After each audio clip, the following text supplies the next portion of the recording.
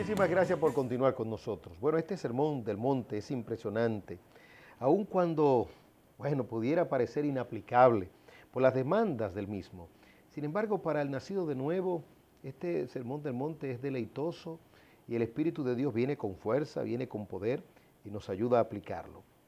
Como se dijo en la introducción, aquí hay sabiduría, aquí hay balance, aquí hay equilibrio. No hay forma de que un creyente que aplica el sermón del monte sea pusilánime. No, no. Se forma, se ejercita, se desarrolla un carácter sólido. Bueno, nos parecemos a Jesús, equilibrado, balanceado.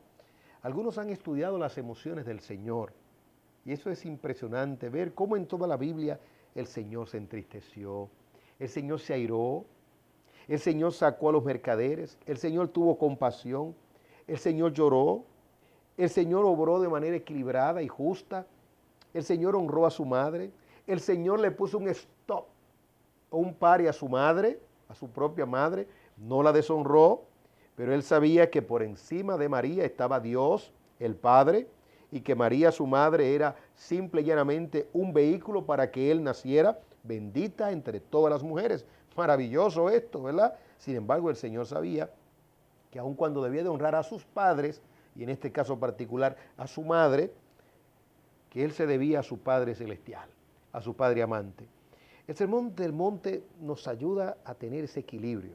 No es cómo reaccionamos en un momento determinado, es la vida completa. A nadie se puede juzgar por un momento en su existencia, en su vida, en el sentido de poder decir, bueno, actuó de esa forma y actuó mal. No, no, no. El Señor nos muestra en el Sermón de la Montaña que un creyente se entristece, se indigna, que un creyente sonríe, que un creyente se aira, pero no con una ira pecaminosa. Y si se aira pecaminosamente, bueno, no tiene otra alternativa que pedir perdón. Que un creyente pues es movido a misericordia. El Sermón de la Montaña es la sabiduría de Dios para el mundo, pero especialmente es la sabiduría de Dios para el pueblo de Dios. En aplicarlo hay grandes bendiciones, hay grandes galardones, hay que memorizar este Sermón de la Montaña. Permítanme, por favor, antes de resaltar la sabiduría del Sermón de la Montaña y observar o tocar algunos textos de este sermón que se encuentra en Mateo, desde el capítulo 5 hasta el capítulo 7, permítanos observar la pedagogía del Señor. Nuevamente, la pedagogía del Señor. A esto le podíamos llamar también la forma del Señor. Una cosa es el contenido y otra cosa es la pedagogía o la forma. El gran problema hoy en día es que aun cuando se pueda tener la verdad, enseñar esa verdad también es importante. Es lo que se conoce como el procedimiento. Nos explicamos. Dice la Biblia, con misericordia y verdad se corrige el pecado. ¿Usted ve?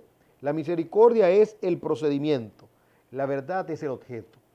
A la larga lo que quiero es compartir la verdad, pero esa verdad tiene que ir acompañada con amor, tiene que ir acompañada con misericordia. Pero no vaya usted a pensar que ante asuntos serios y dramáticos, pues vamos a ir con una sonrisa. No, a lo mejor el rostro cambie, a lo mejor los ojos parezcan como si saltaran de la cara, del rostro.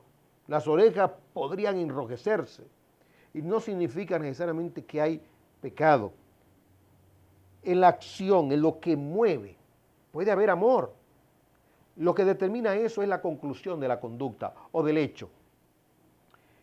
Si un niño, por ejemplo, actúa de una manera pecaminosa con su madre, estamos hablando de, ¿verdad?, un niño con conciencia, es decir, le va a levantar las manos para golpearla. Toda persona allí presente, sensata y sana espiritual y emocionalmente, se llenará de indignación. ¿Qué se le hará a ese niño? ¿Cómo se le corregirá? ¿Se le corregirá con una sonrisa? ¿O se le corregirá de manera enérgica, con autoridad, sin faltar al amor y a la misericordia, para que el niño pueda entender que el delito que está cometiendo es grave. Y alguien dirá, ¿y que está cometiendo un niño un delito? Claro, porque ese niño es un ser humano. Y cuando crezca, si él no ve un orden de autoridad, de respeto y de honra, matará a su madre. No tendrá respeto de las demás personas. Es decir, que el pecado de ese niño debe ser dimensionado. La corrección, lógicamente, debe de ser con amor. El libro de Proverbios es maravilloso en esto. Dice, corrige a tu hijo. Pero una y otra vez dice, no lo destruyas. Hazlo con amor, pero tienes que corregirlo. En el Antiguo Testamento se habló del hijo contumaz y rebelde, que debía ser llevado y que era digno de una sentencia terrible, dirá algunos. Eso es primitivo. No, esa es la sabiduría de Dios. Caducó, algunos expresan, bueno, caducó porque caducó el aspecto legal en lo relacionado con la universalidad del Evangelio. Pero el espíritu se mantiene. Por eso Pablo, cuando escribe su carta, en el capítulo 1 de Romanos, dice, los que practican tales cosas son dignos de muerte.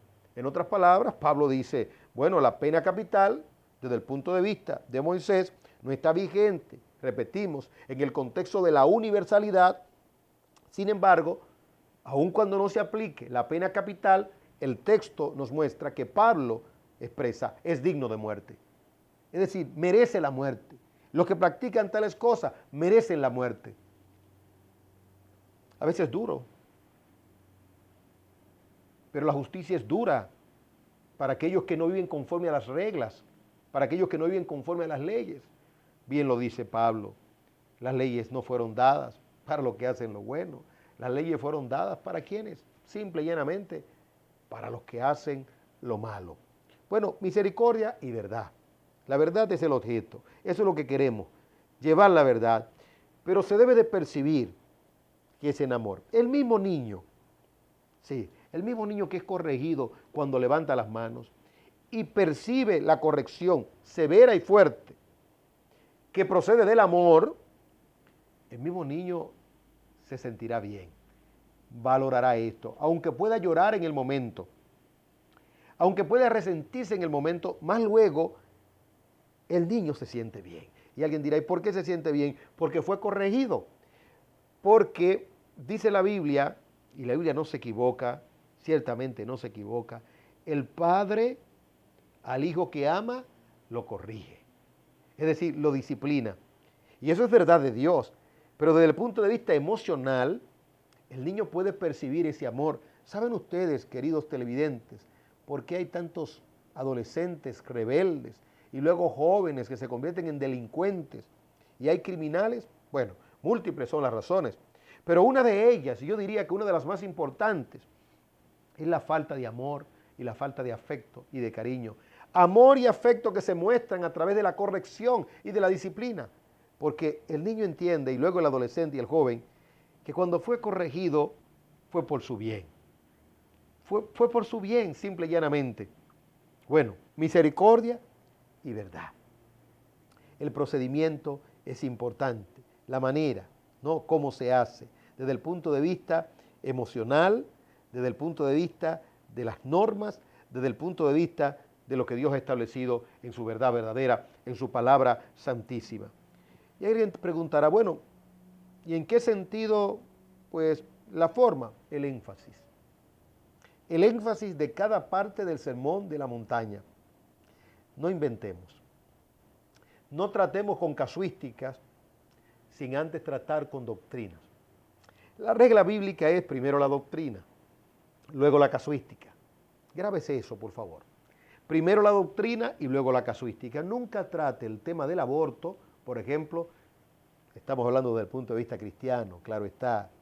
Bueno, en el mundo secular se trata como quiera, de cualquier forma. Se puede comenzar pues como quiera.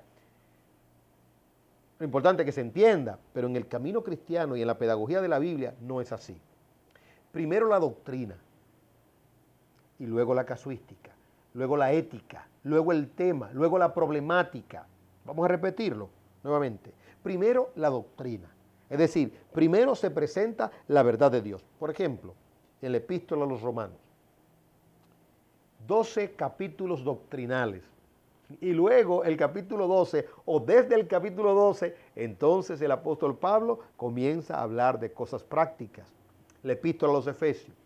Primero 4 capítulos doctrinales y luego entonces pasa a hablar de asuntos conductuales, de asuntos relacionados con la iglesia desde el punto de vista social.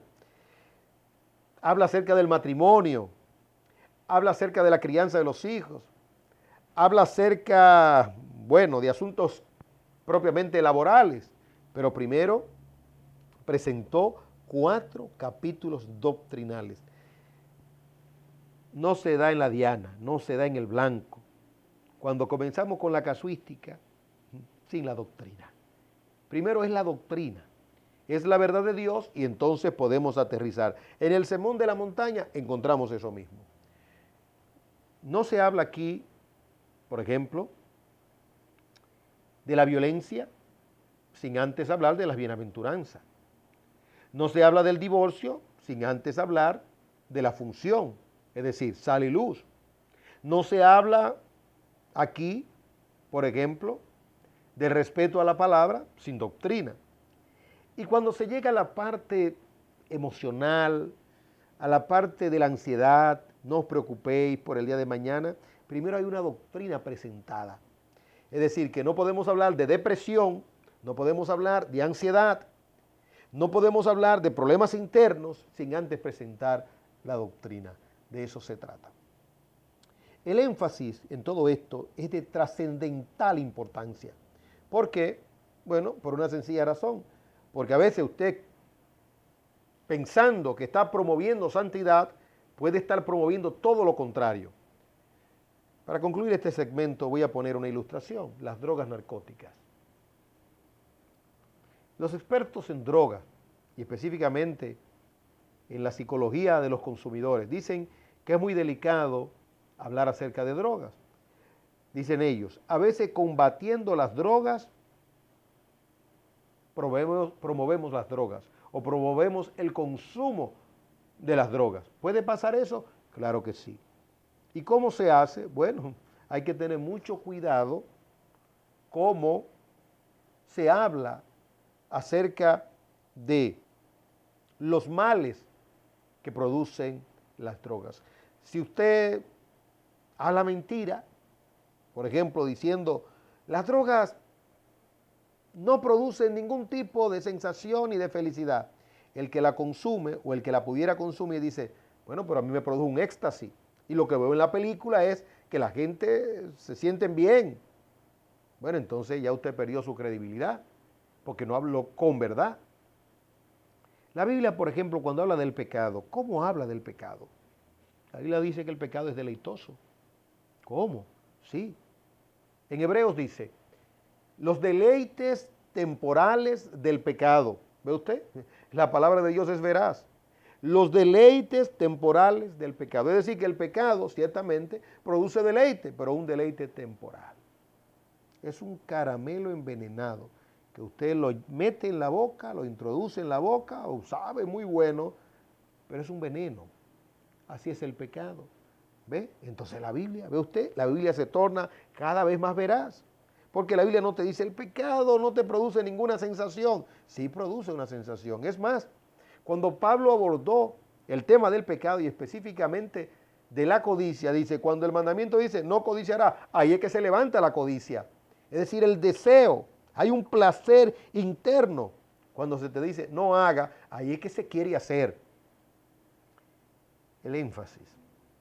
El cuidarnos precisamente de dónde hacemos el énfasis. Este sermón de la montaña es maravilloso por eso. Nunca piense que es exagerado. Si habla de cortar una mano, de sacar un ojo, no es exagerado, no es hiperbólico en ese sentido tampoco. Metafórico lo es, sí metafórico, pero no hiperbólico. En otras palabras, lo que el Sermón del Monte está diciendo ahí es preventivo. Y va esa prevención ligada indisolublemente a su felicidad. Quiera Dios que el Espíritu de Dios le haya convencido en esta primera parte y en este primer segmento a leer el Sermón de la Montaña. Que usted diga o haya dicho, pues yo quiero leer el Sermón de la Montaña.